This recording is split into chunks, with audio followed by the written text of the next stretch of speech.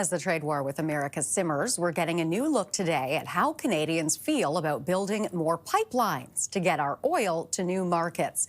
CTV's Kamil Karamali joins me now.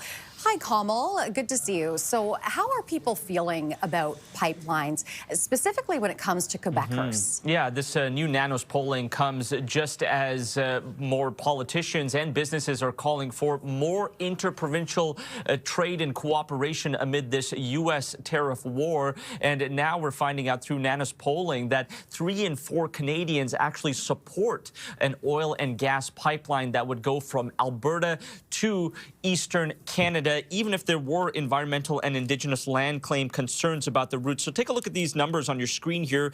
It polled over 1,000 Canadians in the first week of March and found more than half support a pipeline, 21% somewhat support it, and 11% are opposed to it, 10% are somewhat opposed. Let's take a look at the regional breakdown here. Prairie provinces, Alberta, Saskatchewan, and Manitoba show the highest support for the energy corridor.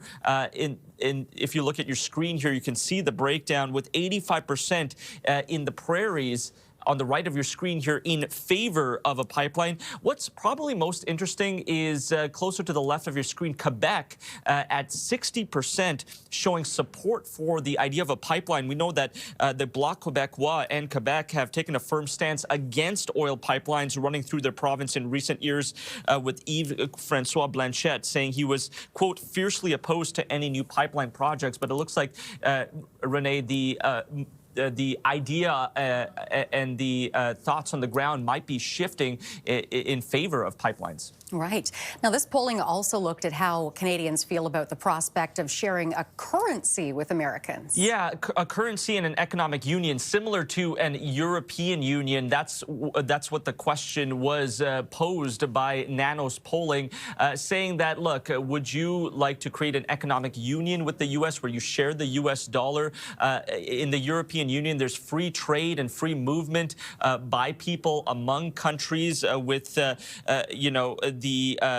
each nation still having a control over its own healthcare, education, and taxation. But still, about 2/3 are opposed completely to the idea of an economic union with the U.S. where we would adopt the U.S. dollar. About 10% are somewhat opposed. Very few people actually polled support the idea or even somewhat support the idea. Only 20% in favor of that economic union with the U.S. Let's take a look at the breakdown of who actually opposed it when it comes to regions. And you can see here Atlantic Canada at 80% of people saying we don't want to share the U.S. dollar with our American counterparts. But the other regions, Ontario, Quebec, Prairies, and BC, not far behind. So, Renee, you can see that there's a continued growing rift between Canadians and their American counterparts. Canada and Canadians wanting to stay as independent as possible and not, eliminate that border with the U.S. Can't we all just get along, Kamil? I know. It feels like this has been going on. It has been going on for months now. So yes. All right. We'll have to leave it there, Kamil. But that is CTV's Kamil Karamali. Thanks for this. You're welcome.